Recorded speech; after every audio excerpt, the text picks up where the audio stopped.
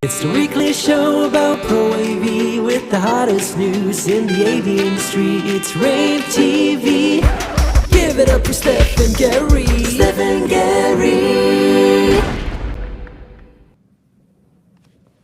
Good morning, everyone. Hey, Steph, how are you? I'm good, Gary. How are you? I'm doing well. I'm excited about all that's going on right now. We even have a special guest on today's show, which I always love.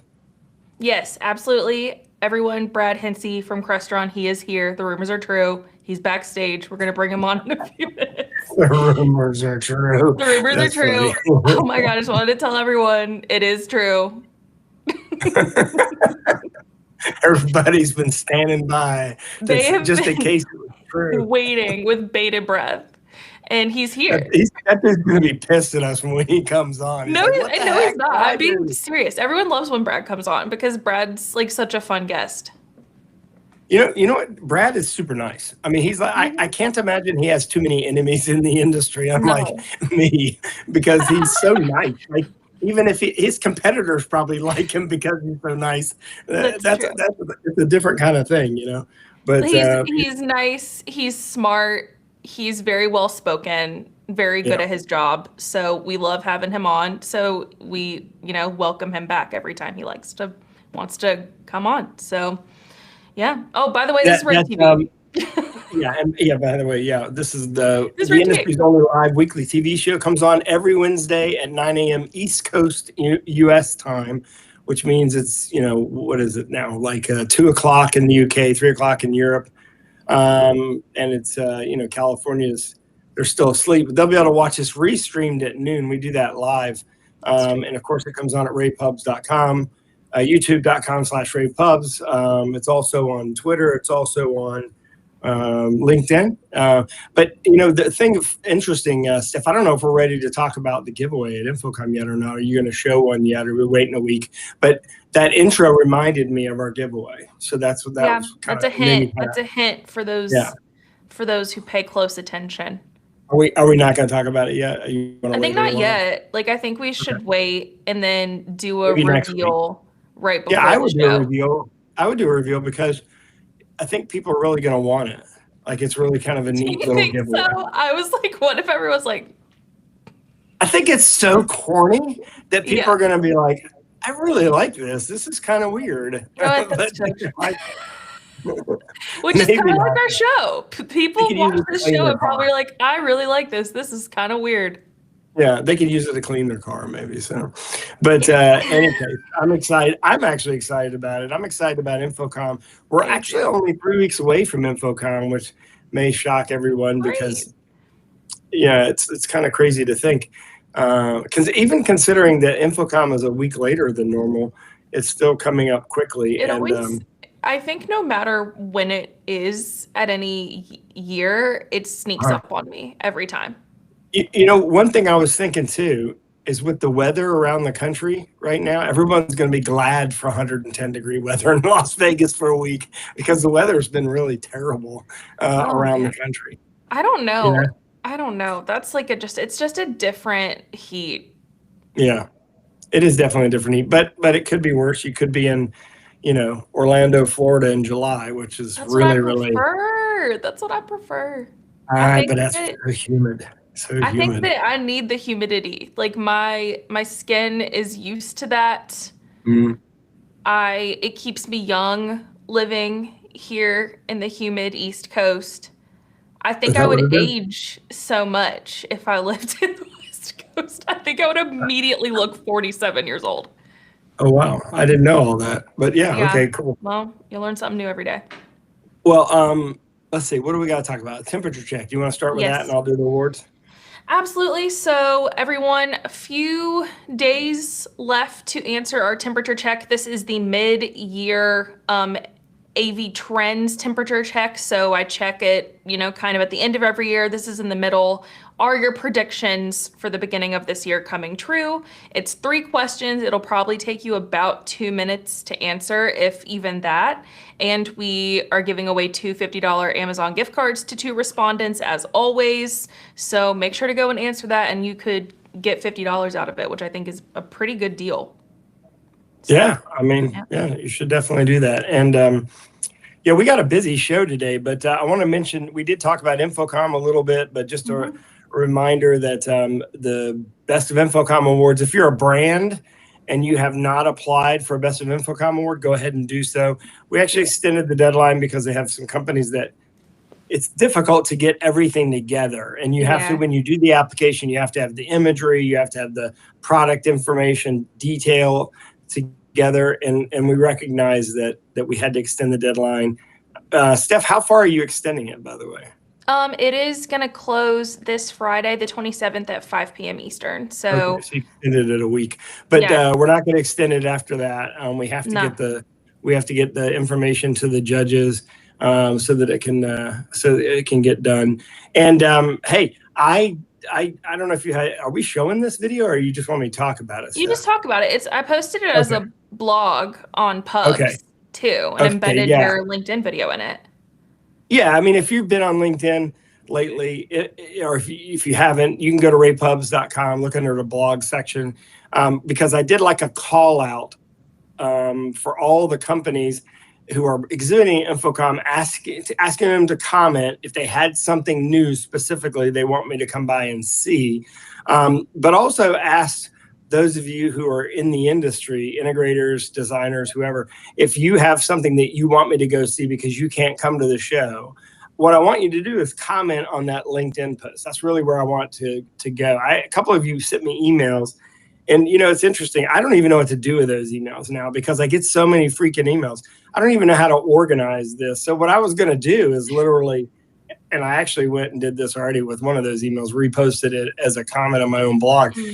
I would rather you comment on the blog because then, or on the LinkedIn post, because then I know exactly where it is and I can pull it up. And thank you to those of you who've been putting booth numbers on there because that makes it a whole lot easier. Between Steph and me and Emily and the others, we'll make sure that all of you are covered. Because we want to see what you have, especially the new products that are out there. So if you're interested in seeing that video, you can go to my LinkedIn page, or you can go to the blog section, and then you can comment directly on there. So yeah, I'm glad people are paying attention to that. There's been a lot of comments. Speaking of LinkedIn posts, did you like my birthday post to you? I did. I did not expect that. Steph and I, like a few years ago, did a hot wings thing. I think we were just bored one day. We're like, what can we do? And we did like a hot wings thing where we literally ordered the kit that the dude uses for the hot wings show. And we sat there and ate wings. It got hotter and hotter. Yeah. And she took a clip of that and sent me like a little birthday wish as a clip. That was kind of funny. I almost threw up when we did that. I can't remember. I felt like I didn't get sick, but I was just like tired of eating wings. But the really hot ones, there's no way I could have done it. My dad could have done it, but I couldn't do it. I know Brad is here. We should do it with Brad. We should do it again. Make Brad do it. It might give me a heart attack. I don't even know if I could do it. But yeah, if Brad's willing to do it, I'll do it. Let's talk to him about that. Actually, don't we have a video to show before we bring Brad on? Don't we have let's something? show our We want to show a video about the Spotify camp, which there was a great piece that we posted about Spotify camp. If you haven't seen this, check out this video.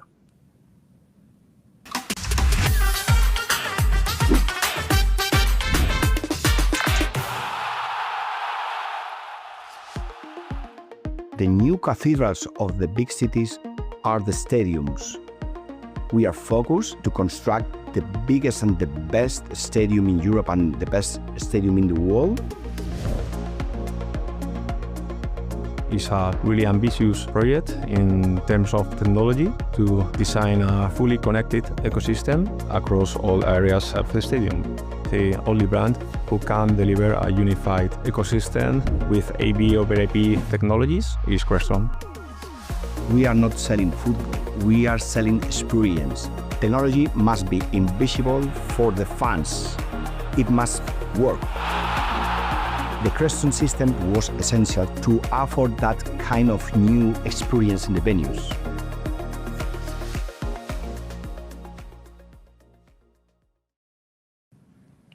I'm probably actually saying it wrong, Steph. It's pronounced probably Count Nuo. I don't know. You know what? Brad can help us. Let's bring on Brad. He's going to help us.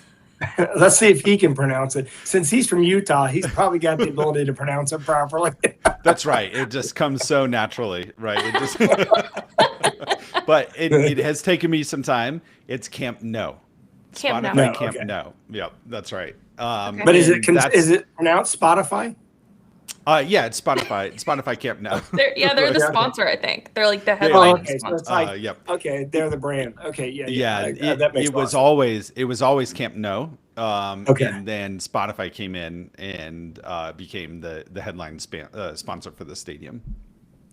Okay, very, very cool. Well, although we should introduce Brad for those that don't know, he's the Executive Vice President of Global Customer Success and Marketing at Crestron, which is a fancy term for all the cool creative ideas come from him, and all the ones you don't like, you can blame on him. But in any case, you've announced a partnership with Espal. I'm sure that Steph would. Espy Barca. Espy Thank Barca. Yep. Yeah, that for me not know the project. What exactly is it, and why was it such a significant undertaking? I mean, I'm guessing it's because it's the entire stadium, but I'd love to know more details about it. Well, first off, I have to say, if I'm ever having a bad day, I'm going to call and beg to do a show with you guys because you always. Oh, will you do the wings? I would do the wings. But I would how about we just do some celery or something, Gary? I don't think that is what the point is. Okay. Brad. He doesn't want to eat the calories, is what it is. Okay, we'll do buffalo cauliflower bites. Like, don't worry. Okay. We'll keep it. Let's do the healthy. wings. That would be amazing. It would be super fun. So this project is a killer project. Actually, I toured it a year ago, almost exactly, and Jorge, who's the gentleman you saw on the video, took me through the project. And the thing is, like, he is the head of the full construction project, and so it's a 1.5 billion euro investment, right? So nearly $2 billion investment. Espy Barca is actually the development project for the stadium and the area around it. So they actually branded it that way. And so they brought Crestron in. Actually, they had already specified it, and they were deploying all of these things. But what they were looking for is, in this development project, when you spend that much money, they want to make sure that they are getting a return on that investment, right? And they know, right? And he said in the clip, right, they're not selling football, they're selling an experience. And experience could be, right, it's a little bit of a fluffy word, but they need to deliver for those that are going to come to the events, but they also need to get a return on their investment, right? When they only have 22 to 25 matches per year in the stadium, they need to find a way to get more value out of that investment. So that was part of the reason they looked for technology like Crestron is offering, so that they can use those that venue for other kinds of events. So then what is changing now from a technology and experience standpoint? So previously they had the ability to distribute audio and video in certain spaces. But one of the challenges they had was that it required a whole team on match day to run all the stuff. Second, they wanted to run events inside of their, like, President's Club, all those other things outside of match day. And again, that required a whole team. It required days to set up, required people on staff during the event. So that added cost, that added to complexity. And so what they really wanted to do is make sure that they could turn over a space. They could show content from a sponsor, show content from a partner, whatever, on a non-match day. And then on a match day, make it super immersive, right? Have great content, all that. That's just in the VIP spaces. They wanted to be able to enable the team to play their Spotify playlist in the locker room or, in those other facilities. They wanted to make sure that the suites, when somebody goes in and they're hosting their own customers in a suite, it's easy to use, right? They can listen to music, they can watch content, whatever they want to do. So all of these things really push them in the direction of AV over IP. So it's scaled, It's easy to manage, centralized, while delivering a super engaging and compelling experience in all of these different areas. Do you happen to know off the top of your head how many encoders and decoders you put in there? I'm just curious. I believe it's 1,000 to 1,200 today, Yeah. but they're only on, there's I think 6 or 7 rings, and they're only on ring 4. And so they've got, I think that they'll, in the end, they'll be in the 2,000, 2,500 range. I'll have to fact check that for sure, but I believe it's in that range. And with, just to put this in perspective, Steph, the Northwestern is building a brand new college football stadium for 1/3 what they spent on this stadium. So you're talking about, I mean, so you're talking about, a lot of, and that stadium Northwestern's building is considered one of the top of the line college stadiums being built right now. And this is 3 times that price. So this is pretty substantial. Where did Crestron fit into the overall ecosystem? You kind of already said AV over IP, but obviously there's more to it than that. What type of systems experiences are you helping power outside of what you've already mentioned, the Spotify distribution and the ability to do stuff outside the stadium? Yeah, I think that one of the things that we can get caught up in is that it's a super cool stadium, but the reality is it's kind of like a small version of an enterprise or any other organization or of a college university, right? Because you actually have a perfect combination of content distribution in all of the spaces. You actually have collaboration in all of the spaces as well, because the ownership of the team, the president, all of them, they need the ability to connect and collaborate with people. So we have meeting rooms, we have meeting spaces with collaboration, and then we have control so that you can make all of these spaces super simple to use. And so all of that technology is packed throughout the stadium in all of the different kinds of areas. Very cool. And something else that you mentioned is that they really wanted to turn the venue into this year-round destination rather than just being used for a couple dozen matches each season. How does technology help make that possible? Well, so like I mentioned in, say, the VIP areas, right? Beautiful, right? That was one of the first areas that I saw that was completed. They have wood paneling on the walls, a beautiful bar, right? All of this open space. That space they can easily flip over, and then you could do, you could host an event there, right? Actually, I was in Frankfurt a month ago at the football stadium there, where Forte was hosting an event with their end customers, and I presented there. So those are the kinds of corporate events and other team events that they want to host at the venue. In order to do that, again, they want to do it with 1 or 2 staff. They don't want a whole team of people, right? They don't want to have to bring all of this staff in just to make sure that the right content is shown on screen, right? So that is the way that they can do that. When they can make it simpler to manage, they can lower the cost of that. They can reduce the complexity. They can do more per week than, if it takes 2 days or 3 days to prepare all the content and stuff for one event, you're limited on the number of events. So all of that complexity was reduced. I mean, what you're talking about sounds almost like the smart buildings, smart cities market wrapped into one venue. But also, interestingly enough, a lot of the big cities in Spain are already building to the sort of BIM smart smart everything, smart cities, smart buildings, technology market, which basically this just plugs into. Did it require you to think differently about scalability and interoperability with everything else, even potentially outside the stadium? Not necessarily outside of the stadium, only because it was outside of the scope of the particular project. Though the environmental impact of the project, the environmental efficiency, the energy efficiency, all of that was a primary motivator of the project in general. And so, they looked really closely at power consumption of individual devices. Again, centralized management. When they are, centralizing that management, they require fewer people, less power. All these things were an important part of that project. Now, all of it was mostly contained within the stadium. They have very strict security protocols. But this laid a foundation where they could further integrate it into other systems where they need it, but it also helped them meet some of these environmental goals as well. You also mentioned like hospitality being a major focus of Aspire Barca. What does smart hospitality really mean in a project of this kind of scale?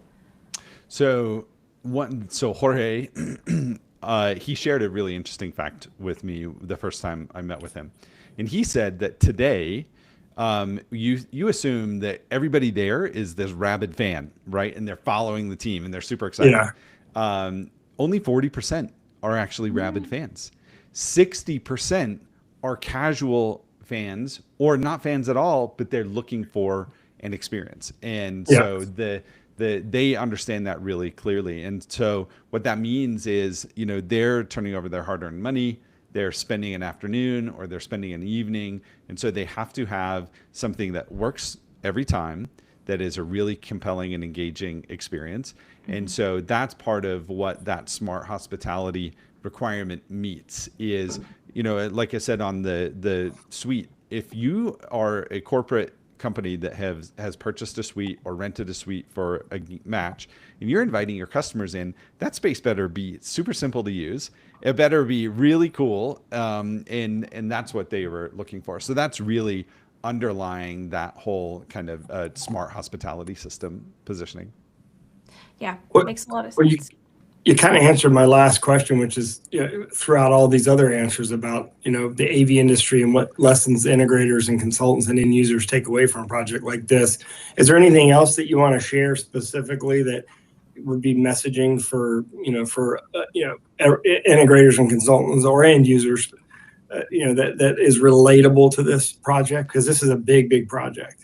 It is a big project, and not everybody gets to work on a stadium that has, almost 100 years of history and has this kind of affinity, right? The whole community loves it. But when you really pull it apart, right, every organization has needs that align with the primary motivators that the stadium had.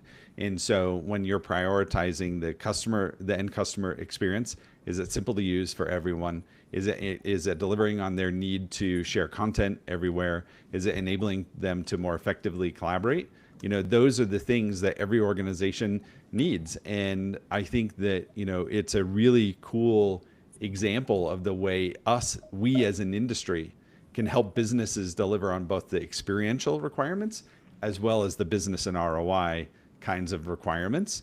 And let's go look for further opportunities, because I think we do play a really integral role in this next evolution for how organizations work together, right? Yeah, and these projects, we have to think big. We have to think big on this kind of stuff because our industry has outgrown the small individual room, segment. I think we need to think bigger. Not that we shouldn't do those rooms. I just think we need to think about how we're going to connect it to everything else in a system. Obviously, you've got a great case study on this on Crestron on your website.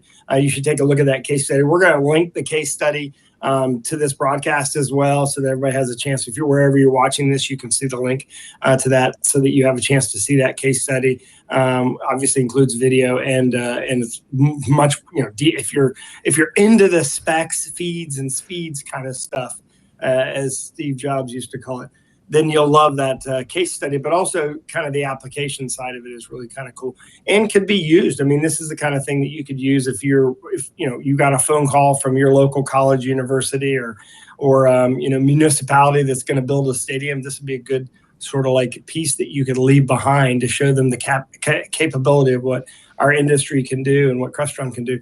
Brad, thank you very much for coming on today and sharing this. And we're going to take you up on, I don't know if it's going to be celery wings. I don't know about that. I know you want the celery wings, though, because every time you eat celery, it actually burns calories. But I think the stuff we're going to put on it is not going to help with that. So I don't know. Let's just go old school. We can do traditional wings. That'll be fun. All right, we'll do it. I think we should, Steph. We could actually film. You could do it and film it at Infocom before his party. He would love to go to the party after that. Brad, doesn't that sound great? Yeah, so great. Let's do it Thursday night. All right, Thursday night. There you go. Could do it in front of everybody live. All right, look, thank you very much. Appreciate it, everyone. And thanks, Brad. Thanks for coming on. Thank and you too. Steph, that's a cool project. I'd love to go see a game in a place like that. I mean, it's interesting because I've gotten to where unless I get an experience, I don't want to go to a game in person. That's right? true. You don't want to just go for the game. You want to go for that whole, and that includes concerts too, right? You want that experience. You don't want. An experience isn't waiting in line for 3 hours for food, and parking. The biggest problem I have found is getting out of these places. That's very true. You're in there, and then you're like, "That was a great night," and then you spend 2 hours getting out of the parking lot. And figuring out how to leave. I got to It was use in the middle of the city. Crestron had an event there right before ISE, and they were kind enough to invite me. So I got to go and kind of check this out. They have a very cool museum that Crestron has helped power as well, and everyone there got to kind of walk through it. So I got to kind of experience this, and I love the idea of a city stadium because I left and you're just in the city. Yeah. The biggest problem was getting a cab to come pick you up, but whatever, Exactly. No. All right. Well, look, we got a message from one of our other partners. I want you to check this out from Shure it's all about the Intellimix Bar Pro. It's actually a demo of it, and also how it's built for the AI powered workplace. So check this video out. We'll be right back.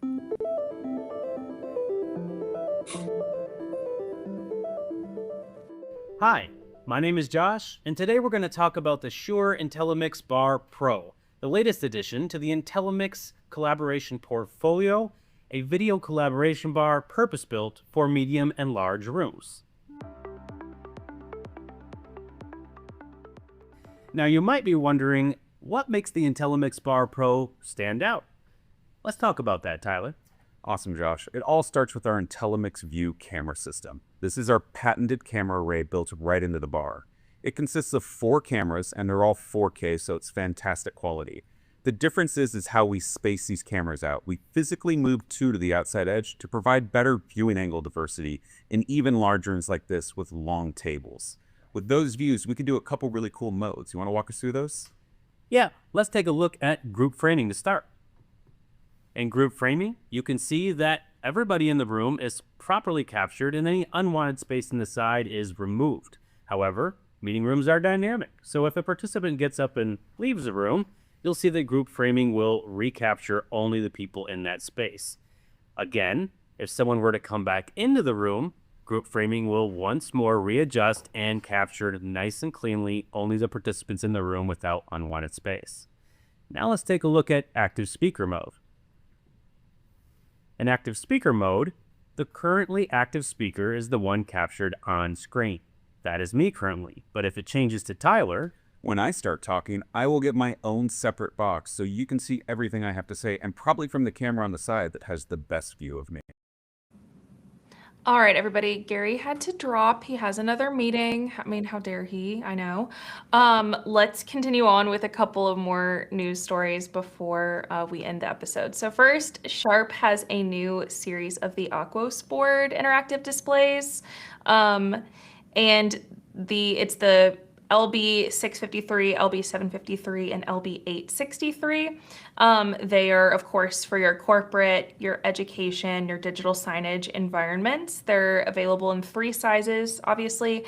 And of course, they're for that all-in-one solution that helps you in those meeting rooms, those classrooms, and those occasional interactive signage times where you need to be able to touch and write or what have you. Of course, they're going to be at InfoComm. Well, they're going to be near InfoComm is where Sharp is going to be, actually. So definitely go and look that up. I think that they've mentioned where they're going to be on LinkedIn. They're going to be in Vegas around. So I don't know what, the country club maybe? But yeah, go check that out on LinkedIn. So continuing on, so we have another story from Extron. This is the DTP3 Crosspoint 42 USB switcher. This is a 4x2, supports 10 gigabytes per second data at the USB-C host port and 4-port hub. So of course includes host switching and USB 2.0 data extension. So it's going to be up to 330 feet over shielded Cat 6A. And also includes 100-watt USB-C charging. So of course, like good for a presentation or meeting environment. It's going to be very classic matrix switcher for one of those. Next up, we got one from 22 Miles. It's the DX Pro Unified Platform. This is, of course, web native for visual communications applications. It's going to be good for your digital signage, your wayfinding, some immersive experiences, and even space management in different offices. It's going to kind of bring content creation, device management, and all of that into one browser interface. We've seen a few different solutions kind of do this, but this one is specifically for 22 Miles. I love things like this because they make it simple, not only for the person who is installing something, but also for those who are managing it day to day, because they even have an emergency overwrite capability that allows like this instant full network content takeover that can be triggered manually or integrated directly into your enterprise emergency notifications. So if something is happening on site at an office, on site at a school, offers like a very easy communication takeover to let everyone know what's happening. It also integrates with Microsoft Places, Zoom, Teams, Outlook, Space Finder, SharePoint, Office 365, Google Workspace, and a few social media platforms. I think all of the major ones. But this will also be on display at InfoComm. So check this out. It's now available. We love it. Okay, check out this final piece from our final sponsor and partner, ViewSonic, on their pre-configured all-in-one DV LEDs, and I'll be right back.